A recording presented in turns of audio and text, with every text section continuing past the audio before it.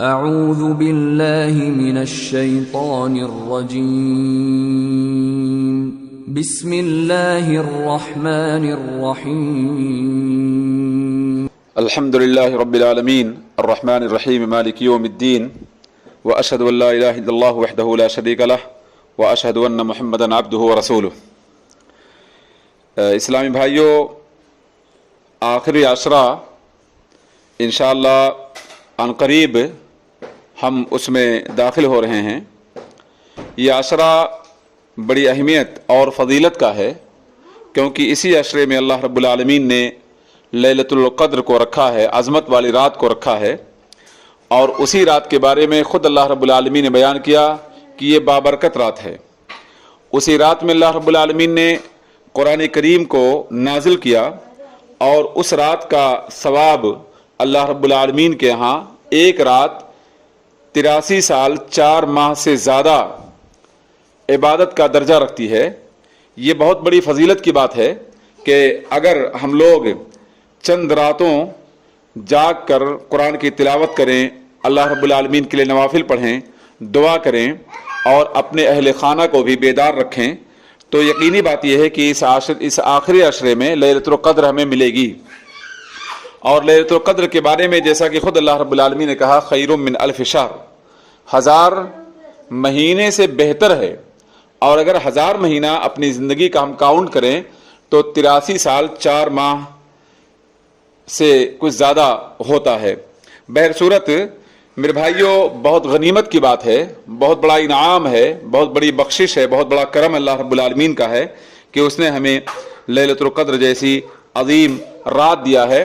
لہذا ہماری بنیادی ذمہ داری یہ بنتی ہے کہ ہم اس رات میں بیدار ہو کر قرآن کی تلاوت کریں، دعا کریں، اللہ رب العالمین سے استغفار کریں، توبہ کریں، اور حالات کے سازگار ہونے کی خصوصاً دعا کی جائے، اپنے مستقبل کے لیے دعا کی جائے، ہر بلا سے بچنے کی دعا کی جائے، اور اللہ رب العالمین کے لیے نوافل کا اہتمام کیا جائے، کیونکہ پورے سال میں دیگر بہت سارے اعمال ہم انجام دیتے رہتے ہیں۔ ہمارا تفریح کرنا، دوستوں کی زیارت کرنا، کھیل کرنا، اور اپنے وقت کو ادھر ادھر گزارنا، یہ ساری باتیں تو پورے سال ہماری زندگی میں پائی جاتی ہیں۔ تو کیوں نہ ایسا کریں کہ سال میں 363 دن یا 65 دن میں اگر ہم لوگ صرف 10 دن اللہ کی بندگی کے لیے خاص کر دیں، اور اس میں بہت سارے اعمال سے کنارہ کش ہو کر صرف اللہ رب العالمین کی طرف متوجہ ہو جائیں، تو اس میں کسی طرح کا کوئی نقصان نہیں، بلکہ عظیمت کی بات ہوگی، فضیلت کی بات ہوگی، اور بہت بڑا ثواب اللہ رب العالمین ہمیں دے گا۔ آئیے اس عشرے کے بارے میں چند باتیں ملاحظہ کی جائیں۔ پہلی بات تو یہ ہے کہ اللہ کے رسول صلی اللہ علیہ وسلم آخری عشرے میں جتنا محنت کرتے تھے عبادت میں، قرآن کی تلاوت میں، دیگر ایام میں اتنی محنت آپ نہیں کرتے تھے۔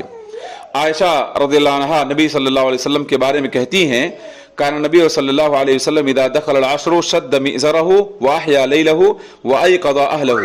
یہ حدیث متفق علیہ ہے، جس کا مطلب یہ ہوا کہ جب آخری عشرہ داخل ہو جاتا تھا، اللہ کے رسول صلی اللہ علیہ وسلم اپنے آپ کو کمر بستہ کر لیتے تھے، اور اپنی رات کو بیدار رہتے تھے، اور اپنے اہل خانہ کو بھی بیدار رکھتے تھے۔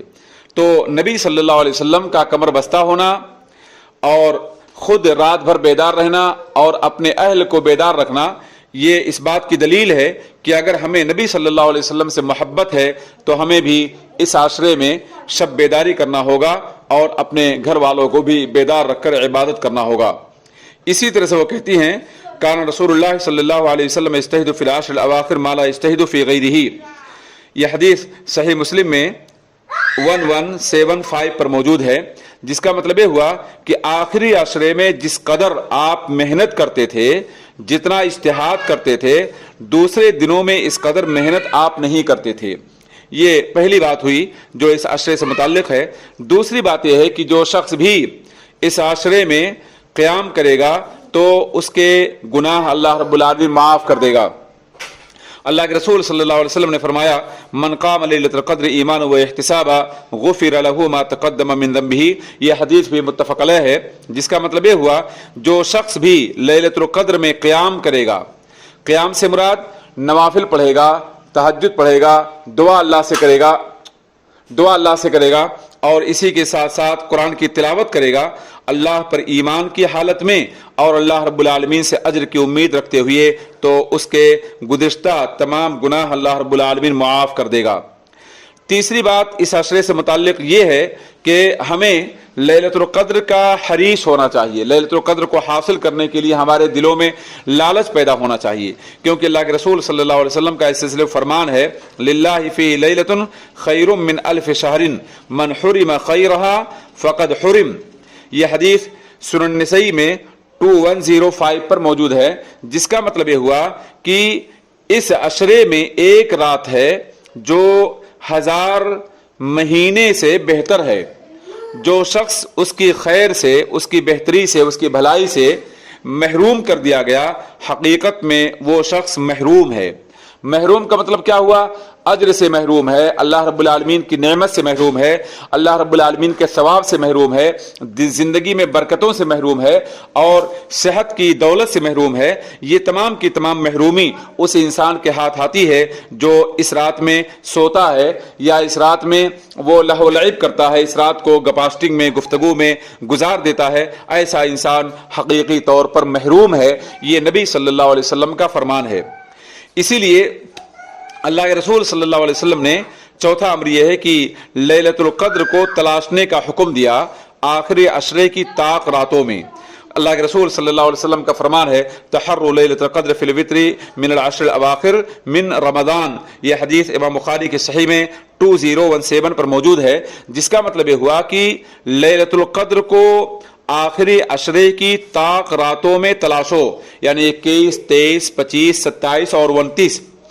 ایک مرتبہ نبی صلی اللہ علیہ وسلم کے زمانے میں اس رات کا تعین 21ویں شب کو کیا گیا، 21 کو کیا گیا، جیسا کہ متفق علیہ حدیث میں ثابت ہے۔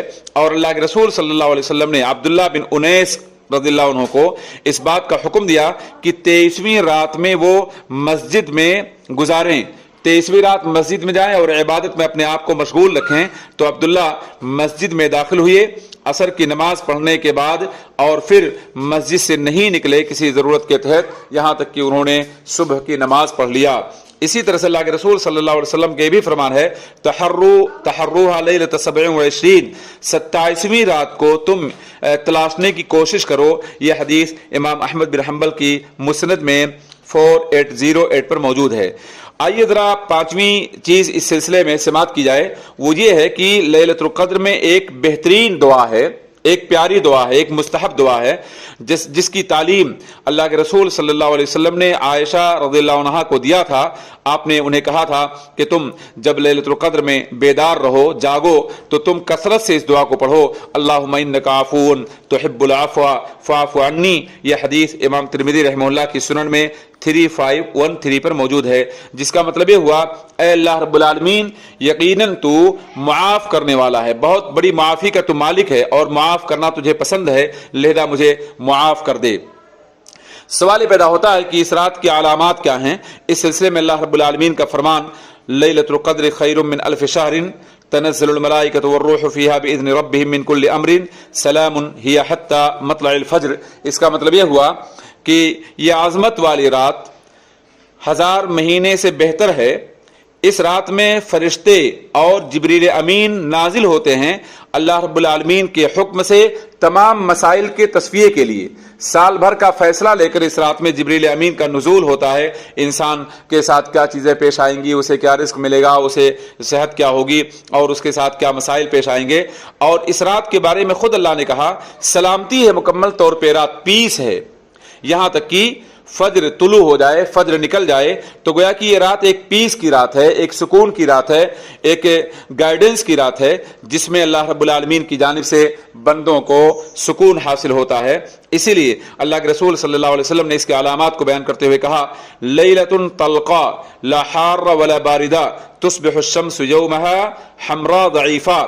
یہ ابن خزیمہ رحمہ اللہ کی صحیح میں 2192 پر موجود ہے، جس کا مطلب یہ ہوا یہ ایک تلق رات ہوتی ہے۔ تلقہ کے معنی بہت آسان، بڑی پاکیزہ، بڑی سنہری رات ہوتی ہے، جس میں نہ کوئی گرمی زیادہ ہوتی ہے اور نہ زیادہ ٹھنڈی ہوتی ہے، جس سے جاگنے والے کو، عبادت کرنے والے کو اذیت ہو، تکلیف ہو، پریشانی ہو۔ اور بعض روایت کے مطابق یعنی بہت صاف رات ہوتی ہے, چمکیلی رات ہوتی ہے, کیونکہ حدیث کے الفاظ بلجا ای صاف یا مشرقہ, یعنی بالکل صاف ستھری رات ہوتی ہے, چمکیلی رات ہوتی ہے. تو یہ علامات اس رات کی وارد ہوئی ہیں صحیح ابن خزیمہ میں. اسی طرح سے ابی بن کعب کی حدیث میں ہے کہ سورج طلوع ہوتا ہے اس دن کی صبح سفید جس میں شعاع نہیں ہوتی ہے. یہ حدیث میرے بھائیوں امام مسلم رحمہ اللہ کی صحیح میں 762 پر موجود ہے. بہر صورت یہ 7 علامات, یہ 7 باتیں تھیں جو آخری عشرے سے متعلق ہیں. ان تمام باتوں کا تقاضا یہ ہے کہ ہم لوگ اپنے آپ کے سلسلے میں بہت سنجیدہ ہو کر اس بات کو سوچیں, اس بات پر غور کریں کہ پورے سال ہمیں تمام اعمال کو انجام دینا ہوتا ہے. تجارتی اعمال ہوئے, دوستوں کی زیارات ہوئیں, اور دوستوں کے ساتھ بیٹھ کر بات چیت کرنا ہوا. خاص طور پہ نئی نسل کو سوچنے کا مقام ہے, غور کرنے کا مقام ہے کہ کھیل کود, تفریح اور ٹہلنا, یہ تمام کی تمام چیزیں آپ پوری زندگی میں انجام دیتے ہو, پورے سال انجام دیتے ہو. اللہ کے واسطے اس آخری عشرے کو غنیمت سمجھو.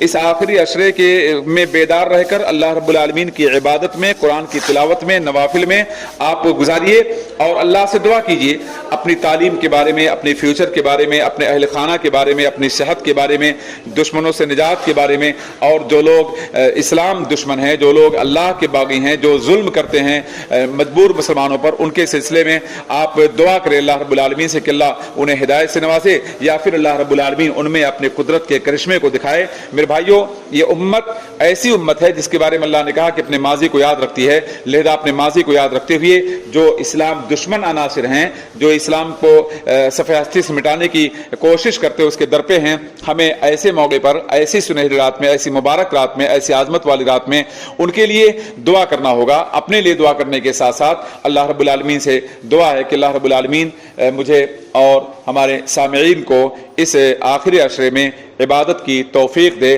اور ہمیں ہر طرح کے فتنے اور شر سے بچائے. اللہ رب العالمین ہم مسلمانوں کے سروں سے مصیبت کو ختم کر دے, پریشانیوں کا ازالہ کر دے, اور اللہ رب العالمین ہندوستانی مسلمانوں کو خاص طور پہ اللہ تو دشمنوں کے شر سے اور ان کے فتنے سے محفوظ رکھ. اللہ تو کرونا کی وبا کو پوری دنیا سے ختم کر دے, خصوصاً اسلامی ملکوں سے اور ہمارے ملک سے. اللہ رب العالمین اس فتنے کا خاتمہ کر. وآخر دعوانا ان الحمدللہ رب العالمین.